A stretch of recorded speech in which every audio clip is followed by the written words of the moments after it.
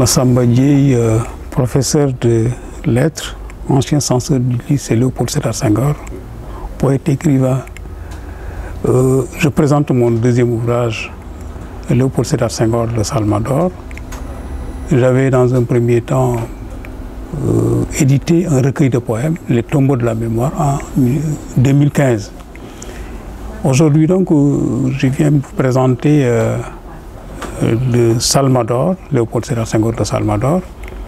Le Salvador renvoie au prix littéraire organisé par le Cercle culturel Léopold Sédar Senghor de Joal et qui vise à primer l'excellence au niveau des élèves des lycées et collèges du royaume d'enfance de Léopold Sédar Senghor.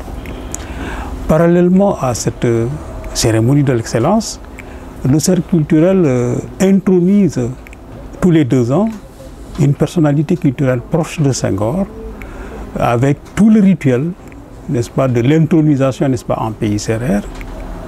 Nous avons eu à introniser Omar Sankaré, feu Omar Sankaré, professeur Omar Sankaré, en 2013. En 2015, c'était avec Amadou Lamine Sall.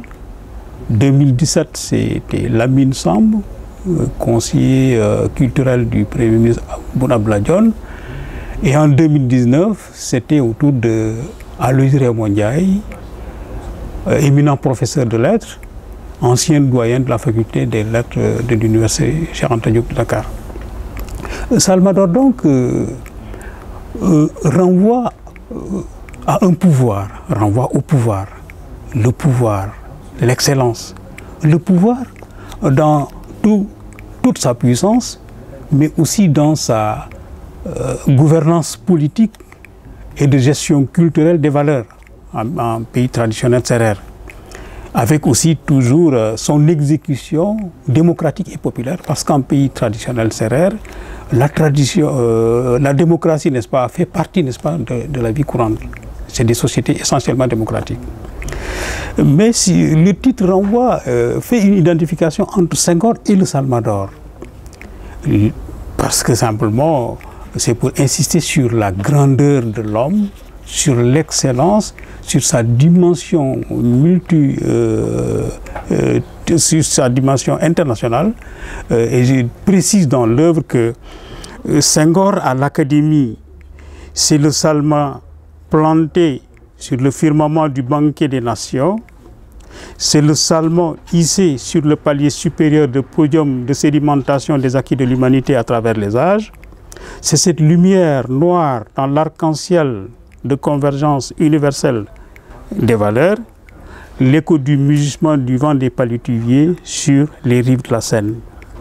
Donc Senghor, c'est le salmon, c'est l'excellence, c'est en tout cas toute une réalité, n'est-ce pas, de la société traditionnelle sérère à travers le salmon. Le salmon, en wolof, c'est khey, en français, c'est la lance. Et dans d'autres zones de culture, dans d'autres espaces culturels, on n'a pas la lance, mais on a le sabre, par exemple, le sabre de Salomon, qui n'est pas un sabre qui a les défauts du coupe-coupe qui sépare, mais le sabre qui tranche. Nous avons la crosse du pape, nous avons le bâton du timonier, nous avons le bâton de l'imam, nous avons le sceptre. Donc un ensemble d'éléments, d'objets symboliques qui jouent un certain rôle et qui donnent à celui qui le détient un certain pouvoir. Dans la société traditionnelle sérère, c'était cela. Et le salmon, n'est-ce pas, était donc détenu par une personne, par le saltigué, qui est là et qui plante son sabre et qui symbolise, n'est-ce pas, les pactes scellés, les conventions. Donc, salmon, c'est un élément assez symbolique.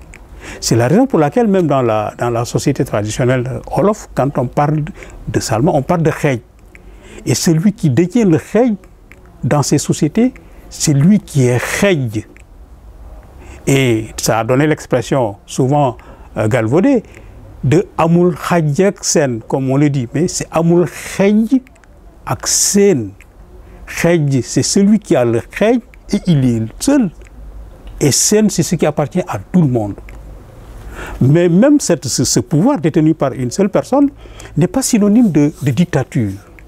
Parce que dans ces sociétés, tout est démocratique. Celui qui a le xej, c'est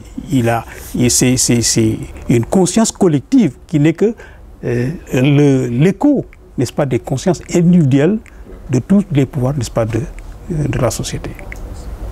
Voilà donc très sommairement ce que j'avais à dire sur le Salvador.